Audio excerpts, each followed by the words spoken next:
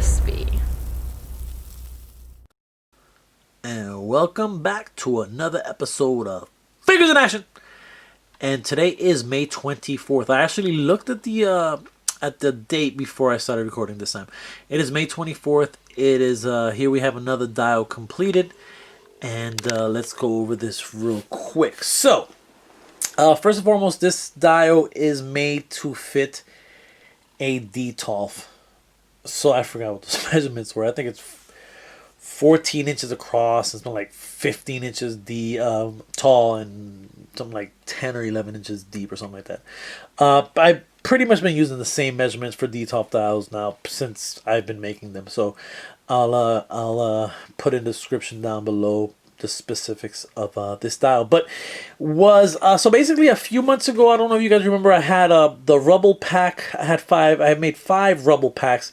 The Rubble Pack, included like some leaves, some street signage, a barrel with a LED light that you can light the flames up, on this barrel, and I had casted some flames. So anyway, I had made 5 of those, with the deal being that one out of those 5 I would do a raffle, and you'd be eligible for a 65 or a dial from me, valued at $65. And if you won the raffle, if you bought one of the Rubble Packs, won the raffle, then you'd pay nothing. I would just create this for you and send it your way. Or you can take $65 and put it towards the cost of another dial. So the gentleman who won, my boy Eli, who's actually gotten dials from me before, he actually ended up winning, and he decided to go with the route of just taking the $65 and putting it towards something bigger and better and more detailed and so forth. So this was it. So he wanted to do some street alleyway type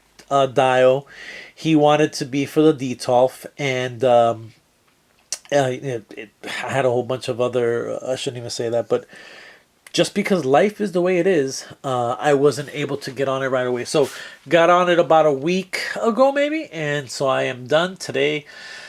I finally finished it. It's Sunday. I told Eli I'd be done by Friday, but I forgot about that fence. I told him I'd make a fence, and there was a couple other details that I needed to kind of to look into, or to make sure we're sharp. So one of the issues, and that's bullseye there for size reference.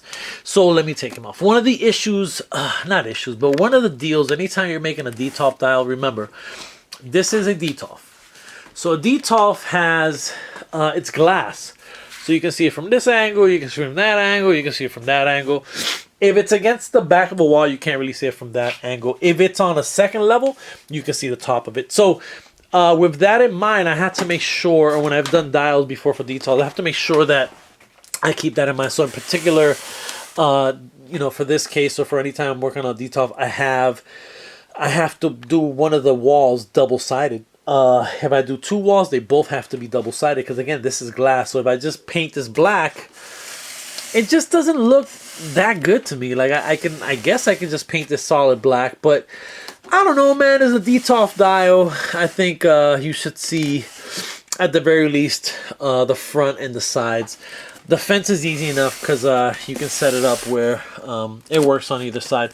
I usually put the kind of this side on the inside, but again, because of the Detolf, I just figured I'll just kind of do this, and then you can see the guts of it on the inside. But this time I went with copper wiring instead of zip ties.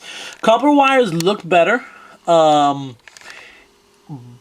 I don't like working with copper wire. Not only that, like, you get these little sharp edges. So Eli, when you get this fence, please be careful. Don't let any young people play with it, because it's a little bit sharp. There, and that's one of the issues with copper. I mean, I can bend it down a little bit, but it's still gonna be a little bit sharp. So that's one of the reasons I don't like messing too much with copper wire. But in this case, it works better because you didn't want to see kind of the guts of the zip tie. So I was like, that's cool. We'll just leave it like that. Went with not traditional, but this kind of this finger light that I put there, and then put the piping and just kind of had it go right up to here. As if the building continued, the piping would have continued.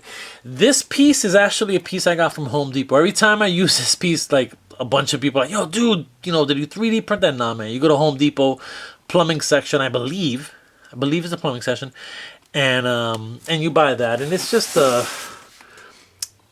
PCV, I guess. But yeah, so that's kind of the back of the dial. And here's I had put some copper wiring to hold the pipe as well, and I glued it there just so it doesn't stab anything. That's just kind of the back of that light there, the finger light. Doorknobs. I have shown this plenty of times before, but actually went to get some doorknobs, and actually they were packaged differently. So this is what they look like. That's the brand. Spare Parts. The Paper Studio, I guess the name of the company. And these are just fasteners. They're just called, fasteners. I got this set at Hobby Lobby, and they're cool. They look just like doorknobs, pretty much. I think it's one of the better doorknobs. I don't even like working with the doorknobs that they make for doll houses in this scale. Don't really like them. I like these a lot better. So grab that. Then I put some aluminum tape in the bottom, kind of make it look like a little bit of a how doors will have a little bit of an extra. Got some. I've used these before. Little plants to kind of stick out the ground there. Some debris on the floor. This piece here, this sewer piece, is permanent. You can't take this off. But this was done by my boy Vincent. Did this. I'll link his IG below. But he 3D printed this. He was the same person that 3D printed the hydrant that I had worked on. That came out really cool. So thank you very much for this. I appreciate it.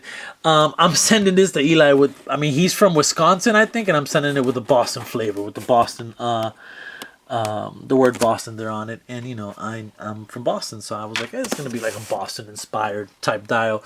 Those are just, some of those tags are my kids. Some of them are just friends. And,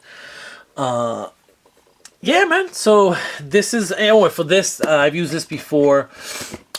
This is this thing here. So I don't know if I've showed this before, but I get this from like this dollar store in a town I used to live in. I've never seen these anywhere else, but this is basically what it looks like when you buy them. That's the information there. The company name is there. I don't know if that helps people get these, but I get asked about these a lot as well. So that's what I just showed you, but spray painted. And again, a little challenging because you have to do both sides. So I put the vellum paper in between. Didn't even have to glue it. And then I set those in with basswood here. So it's framed in by basswood. So it's pretty solid. These signs are just paper on aluminum tape. And this is just a corrugated cardboard, piece of foam, and it's just magnetized, so this piece comes off, the fence comes off, this light comes off, this is magnetized in the back as well, as I've done plenty of times. And yeah, that's pretty much it. I am done with this one. I have 3 more actually on the table that I'm looking forward to, and I will get working on those right away, although some of them are already cut up and I've done some work already. So I am out of here. Hopefully you guys are staying safe, being productive and creative as much as possible. And I will see you guys again soon. And I'm out. Peace.